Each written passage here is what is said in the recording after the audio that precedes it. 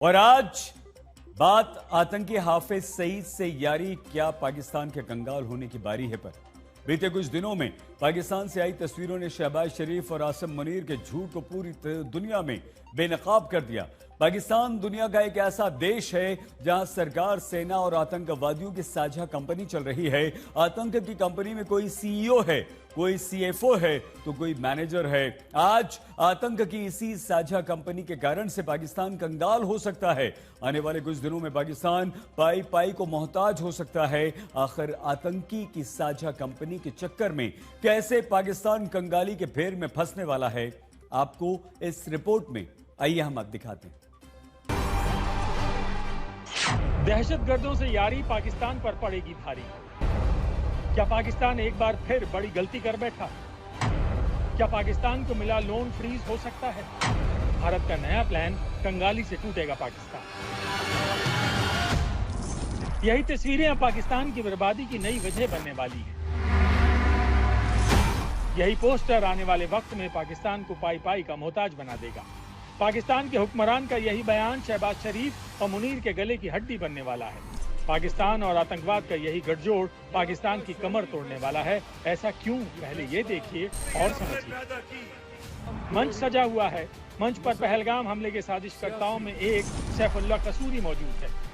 मंच पर आतंकी कसूरी के ठीक बगल में हाफिज सईद का बेटा तलहा सईद बैठा हुआ है, क्योंकि हाफिज सईद को यूनाइटेड नेशंस की security council, Bharat, America, Britain, European union, Australia ने आतंकवादी घोषित कर रखा है।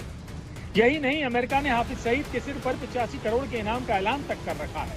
हाफिज एक अंतर्राष्ट्रीय आतंकवादी है।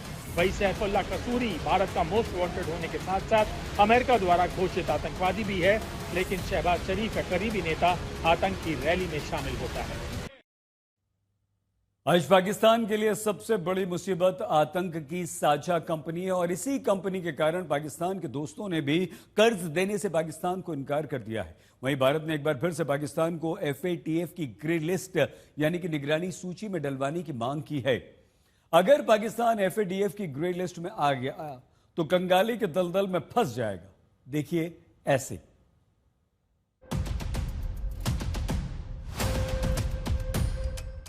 पाकिस्तान से आई 4 तस्वीरें अब शहबाज शरीफ और आर्मी चीफ आसिम मुनीर के गले की हड्डी बनने वाली हैं। कैसे, थोड़ी देर में बताएंगे। उससे पहले 4 तस्वीरों में कैद पाकिस्तान की बर्बादी का ट्रेलर देखिए। पहली तस्वीर, आतंकियों के जनाजे में पाकिस्तानी सेना के बड़े बड़े अफसर। दूसरी तस्वीर, मुरीद में मारे गए दहशतगर्दों के जनाजे की नमाज हाफिज अब्दुल रऊफ ने पढ़ाई, जो एक घोषित आतंकी है। तीसरी तस्वीर, आतंकी रैली में पाकिस्तानी सेना के चीफ मुनीर और हाफिज के पोस्टर। चौथी, आतंकी रैली में शहबाज शरीफ के करीबी नेता की तकरीर। एक बार फिर पाकिस्तान खुद ब खुद दुनिया के सामने बेनकाब हो गया है। भारत के एक्शन से पहले ही पाकिस्तान के लिए बुरी खबरें आने लगी हैं। चीन और कई इस्लामी मुल्कों ने पाकिस्तान को कर्ज देने से इनकार कर दिया है। इसकी तस्दीक खुद शहबाज शरीफ ने की है। आतंकी मुल्क पाकिस्तान की गर्दन कसने लगी है। अब जून का महीना पाकिस्तान के लिए बहुत भारी है। इसी महीने FTA की अहम बैठक होनी है। FTA की मीटिंग के दौरान पाकिस्तान को एक बार फिर से ग्रे लिस्ट में लाने की पूरी तैयारी हो चुकी है। भारत के विदेश सचिव विक्रम मिस्री ने बीते दिनों अमेरिका का दौरा किया। अमेरिका के टॉप अफसरों के साथ मीटिंग की। सबसे अहम यह है कि अमेरिका के उप वित्त सचिव माइकल फॉकलैंडर से जो बातचीत हुई, उसमें भारत की तरफ से FATF की आने वाली मीटिंग एक बड़ा मुद्दा थी। पाकिस्तान को ग्रे लिस्ट में डलवाने के लिए भारत एक डोजियर सौंपेगा। डोजियर में पाकिस्तान के आतंकी कनेक्शन के पुख्ता सबूत होंगे। डोजियर में आतंकियों के जनाजे से लेकर आतंकी रैलियों की तस्वीरें भी होंगी। यानी पाकिस्तान पर नई स्ट्राइक की तैयारी पूरी है। लेकिन भारत के विरोध के बाद बेल आउट पैकेज पर कुछ शर्तों को जोड़ा गया। अगर पाकिस्तान एक बार फिर से ग्रे लिस्ट में पहुंच गया तो कर्ज के सारे दरवाजे बंद हो जाएंगे। याद कीजिए, 2018 से 2022 तक पाकिस्तान FATF की ग्रे लिस्ट यानी निगरानी लिस्ट में रहा। ये वही वक्त है जब पाकिस्तान की इंटरनेशनल फंडिंग ठप हो गई, विदेशी निवेश रसातल में पहुंच गया। नतीजा ये हुआ कि पाकिस्तान कंगाल हो गया, पाई पाई को मोहताज हो गया, खाने के लाले पड़ गए।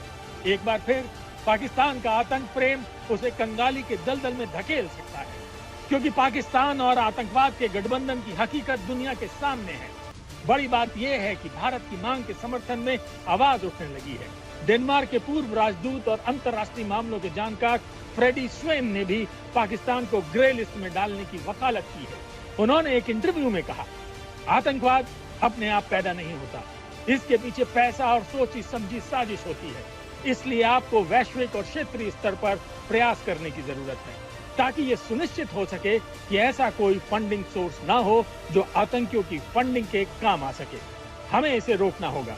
पाकिस्तान को उस जगह रखा जाना चाहिए जहां वो वास्तव में मौजूद है। इसलिए पाकिस्तान को उसी लिस्ट में रखा जाना चाहिए, इसमें कोई शक नहीं है। एक बार फिर ग्रे लिस्ट में जाने से पाकिस्तान को होने वाले 5 बड़े नुकसान के बारे में आपको बताते हैं। नंबर 1, विदेशी निवेश में गिरावट। दरअसल जब कोई मुल्क ग्रे लिस्ट में होता है तो विदेशी निवेशक अपने हाथ खींच लेते हैं। बेल आउट पैकेज पर जिंदा पाकिस्तान के लिए ये बहुत बड़ा झटका होगा। नंबर 2, अंतर्राष्ट्रीय कर्ज मिलना बहुत मुश्किल हो जाएगा। IMF, वर्ल्ड बैंक, ADB जैसी अंतर्राष्ट्रीय वित्तीय संस्थाएं ग्रे लिस्टेड मुल्कों को कर्ज देने से कतराती हैं। यहां तक कि रिलीज किए हुए फंड पर रोक तक लगा सकती हैं। नंबर 3, पाकिस्तानी करेंसी की कीमत गिरेगी और महंगाई बढ़ेगी। इन्वेस्टमेंट घटने से विदेशी मुद्रा भंडार पर प्रेशर बढ़ने से पाकिस्तानी करेंसी कमजोर होगी। इसका सीधा असर महंगाई पर पड़ेगा, यानी पाकिस्तान पर महंगाई बम फूटेगा। नंबर 4, अंतर्राष्ट्रीय छवि को धक्का लगेगा, क्योंकि ग्रे लिस्ट में लौटना दुनिया को यही संदेश देगा कि पाकिस्तान ने आतंकवाद के खिलाफ ठोस कदम नहीं उठाए। इससे पाकिस्तान की अंतर्राष्ट्रीय साख को बट्टा लगेगा। नंबर 5, पाकिस्तान का बैंकिंग सेक्टर बर्बाद हो सकता है, क्योंकि पहले ही पाकिस्तान की बैंकों का खजाना खाली है।